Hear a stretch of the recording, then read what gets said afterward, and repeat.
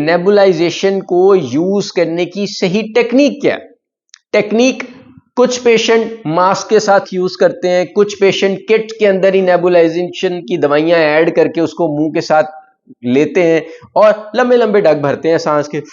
बड़े बड़े ढक भरते हैं सांस के। उससे क्या होता है कि मेडिकेशन का डायरेक्ट इनकाउंटर थ्रॉट यानी गले के साथ जाकर होता है और ड्यूरिंग नेबुलाइजेशन ही, इसी प्रोसेस के दौरान ही जब वो ले रहे होते हैं नेबुलाइजेशन, उनको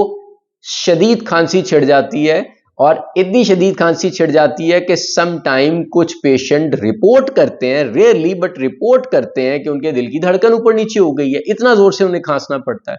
तो नेबुलाइजेशन का तरीकाकार होता है कि आपने दवाइयों का पहले कॉम्बिनेशन डॉक्टर से डिसाइड करवाना है, फिर उस कॉम्बिनेशन को डिसाइड करवाने के बाद ये देखना होता है कि इसमें डिस्टल वाटर या नॉर्मल सेलाइन के साथ कॉम्बिनेशन कैसे तैयार करना है, दिन में कितनी बार नेबुलाइजेशन होनी चाहिए, नेबुलाइजेशन को मास्क के साथ लेना है या डायरेक्ट किट से लेना है,